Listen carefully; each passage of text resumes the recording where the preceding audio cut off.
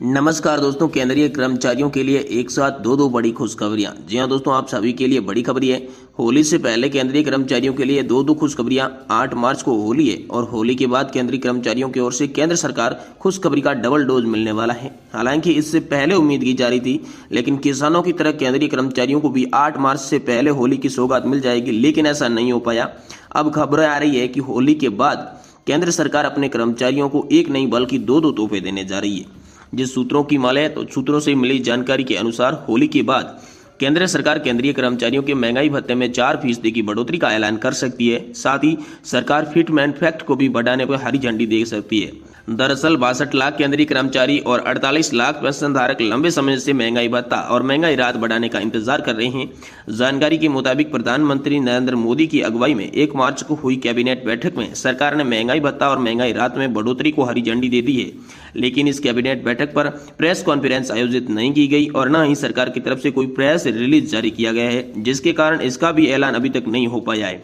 पहले कयास ये लगाए जा रहे थे कि प्रधानमंत्री होली से पहले इसका ऐलान कर सकते, देश भर के करोड़ों कर्मचारियों को और पेंशन धारकों को बड़ा तोहफा देंगे, लेकिन ऐसा नहीं हो पाया है। तो दोस्तों, अब खबरें सामने ये आ रही हैं कि प्रधानमंत्री होली के बाद जल्द डीए में बढ़ोतरी और फिटमेंट फैक्टर का बड़ा ऐलान करेंगे। यदि ऐसा होता है तो कर्मचारियों का महंगाई भत्ता 4% बढ़कर 38 से 42 हो जाएगा और महंगाई भत्ते में बढ़ोतरी का नोटिफिकेशन जारी होने के बाद केंद्रीय कर्मचारियों की सैलरी और पेंशनर्स की पेंशन बढ़ोतरी लागू हो जाएगी। जानकारी के मुताबिक सब कुछ ठीक रहा तो मार्च की सैलरी का भुगतान नए महंगाई भत्ते के साथ होगा, जबकि जनवरी और फरवरी का एरियर भी मिलेगा। बढ़ा हुआ महंगाई भत्ता और राहत 1 जनवरी 2023 से ही लागू किए जाएंगे और साथ ही में फिटमेंट फैक्ट में भी इजाफा किया जाएगा। देखिए, केंद्र सरकार की ओर से फिटमेंट फैक्ट का रिवीजन मामला भी तेजी से है। केंद्रीय कर्मचारी फिटमेंट फैक्ट को लगातार बढ़ोतरी की मांग कर रहे हैं, लिहाजा सरकार केंद्रीय बजट में फिटमेंट फैक्ट रिवीजन यानी कि बढ़ाने का ऐलान कर सकती है।